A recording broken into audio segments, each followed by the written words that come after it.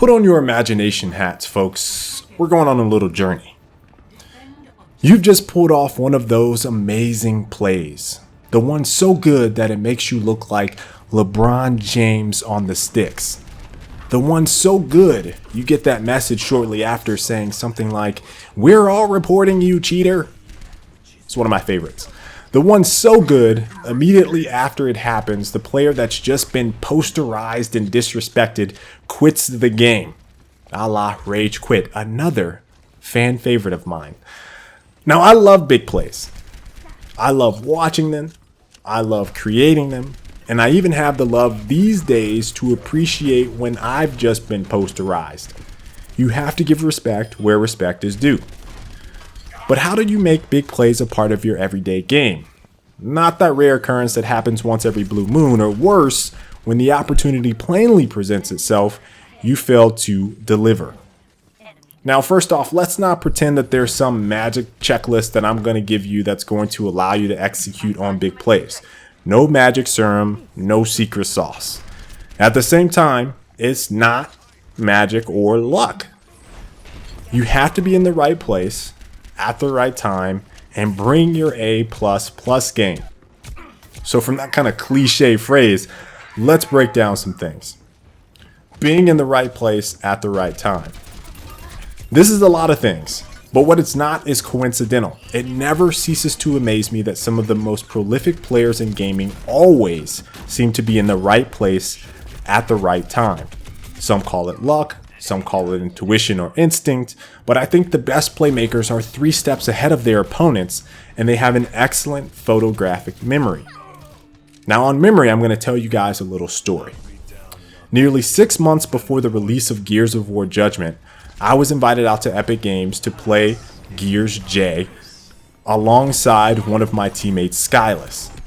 In one of the designer invitee meetings, we had these after each play session, Skyless was asked to draw a picture of the layout of one of the maps, and this was after the very first session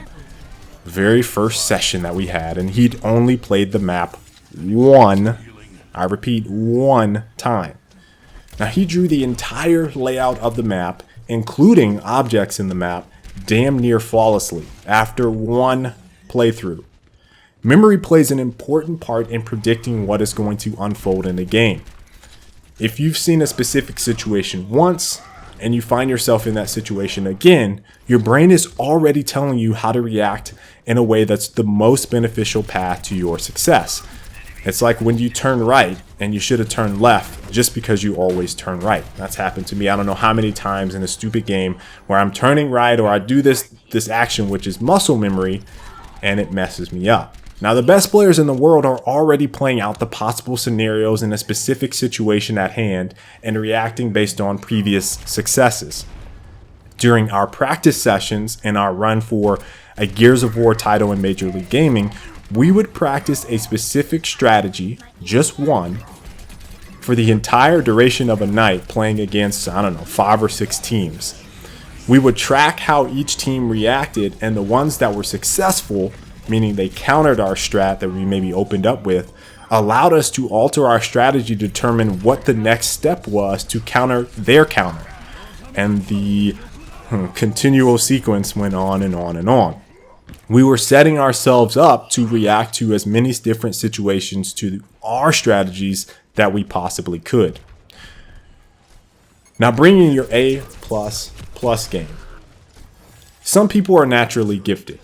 They have an uncanny ability to adapt and react faster than other players, be it mechanical skill or just pure reaction speed.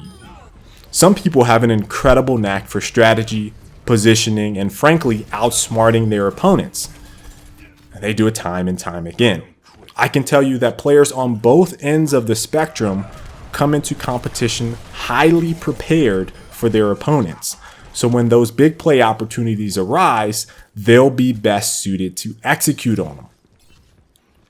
Now, on the topic of being naturally gifted, I have something that I feel like needs to be expressed. I think it happens in sports, it happens in academics, it happens in whatever hobby you might be partaking in. People are talented in a wide variety of different activities. Some have a natural skill gap or curve or ceiling or whatever you want to call it that is faster or higher or better than other people.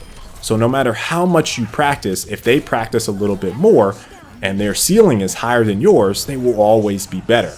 Some people don't live up to that potential, don't practice enough, slack off, or do whatever, and they can't ever hit that ceiling. And one ethos I used to live by when playing shooters was to just take the shot. Even if it was a crazy shot that had a low probability of success, I'd rather take it to get the muscle memory down than to not take it and pass up the opportunity to potentially make a big play.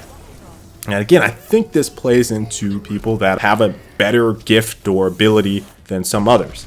So you might have a higher probability of success if you're more naturally gifted in mechanical skill, or you might have a strategy that's better executed if you are better in outsmarting your opponents than the opposing team or opposing players. It really all, at the end of the day, boils down to practice and repetition. But it can't go without saying that some of the players that are playing these games are just naturally gifted, and making big plays is a part of their everyday routine. So what do you guys think? What do you think are the main factors in executing on a big play and being that big time playmaker? Leave it up to you guys.